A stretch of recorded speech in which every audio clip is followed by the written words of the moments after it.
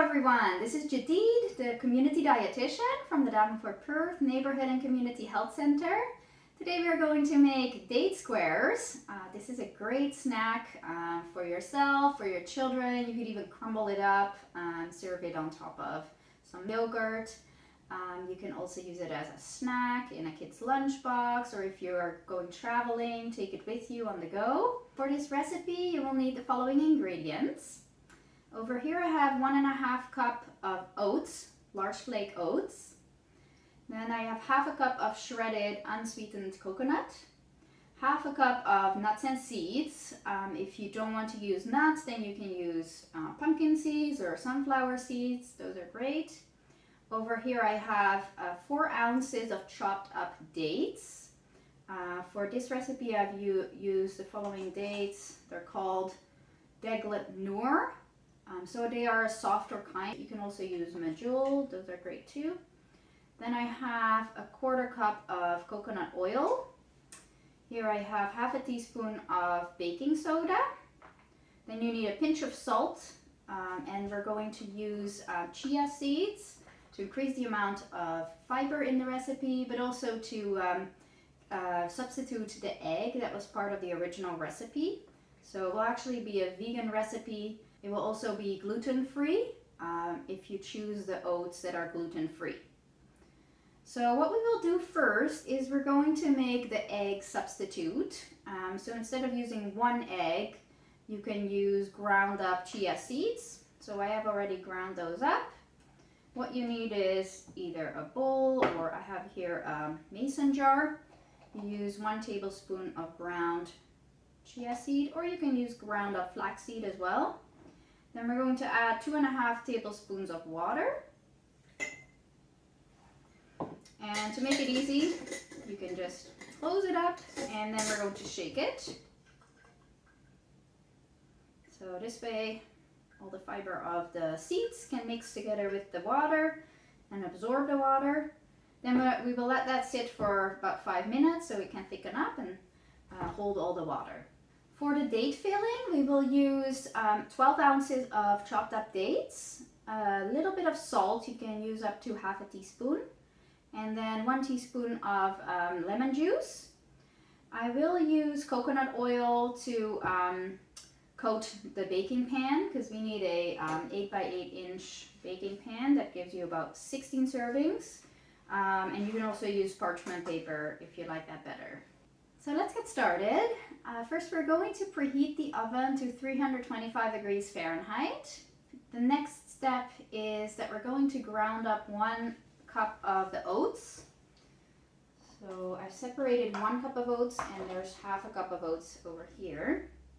So we'll add that to the food processor, put the top on, and we will pulse that until it becomes flour.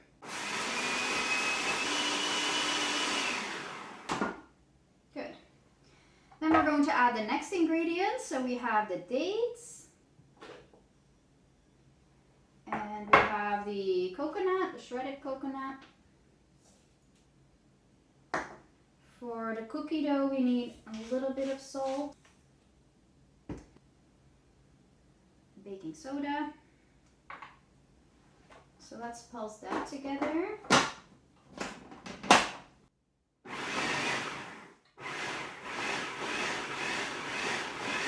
So it should still have a little bit of texture to the dates. Then we will add the other half cup of oats and the seeds.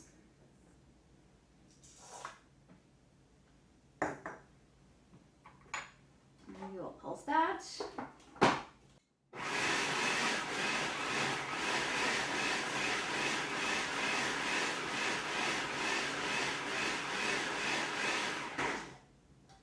Good. So these are all the dry ingredients. Now we're going to look at the wet ingredients. We have our egg substitute over here. You can see it is pretty solid. So that's instead of the 1 egg. It holds very well together because the fiber of the chia seeds binds the water and it will bind the rest of the ingredients of the recipe. So after we add in the egg substitute, we will add in 2 more tablespoons of ground chia, or you could use ground flaxseed, and the coconut oil. Now we can blend it to make it a cookie dough.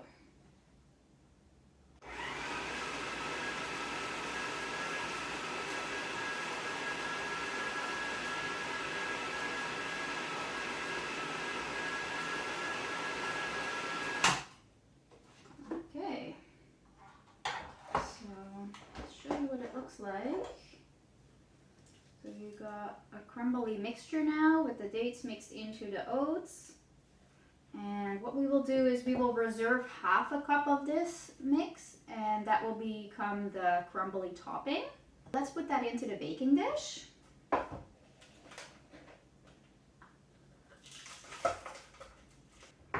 So with your hands you can just press that onto the bottom of the pan.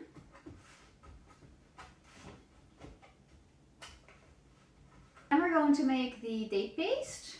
So we have our chopped up dates. It's important to chop them up, especially if you don't have a very strong blender, because it can take quite some time to get it all mixed into a paste. And then we can add about up to half a teaspoon of salt. And you will add some lemon juice to it to take away some of the sweet flavor of the dates.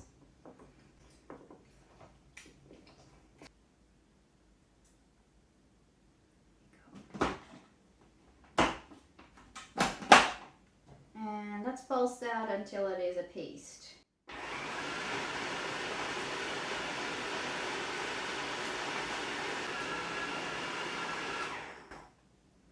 If you find that the paste sticks to the sides of the bowl, then you can take a spatula and remove it so that it falls back into the blades.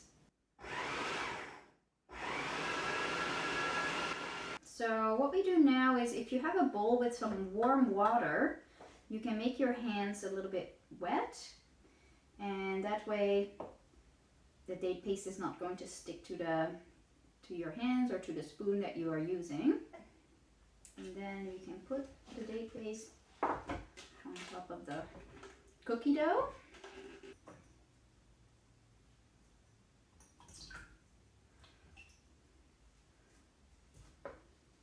And all we have to do is press it so that it becomes one layer. So dates are a great substitute for any sugar in a baking recipe. So it's more of a natural sugar. And dates give you a lot of fiber as well. And they help to keep your blood pressure healthy because they're high in potassium. So now you can see we have the date layer on top of the oat cookie dough. And now we're going to put the rest of the cookie mixture on top. You can either press it down or you can leave it crumbly. Doesn't matter. So our recipe is ready now to bake. So now that we have the date bars ready, we can bake them in the oven for 18 minutes until they turn a little bit of golden brown and become a little more crispy. I hope that you enjoyed this recipe. Let me know how your date squares turned out, and if you have any suggestions for other recipes for my food demonstrations, please let me know.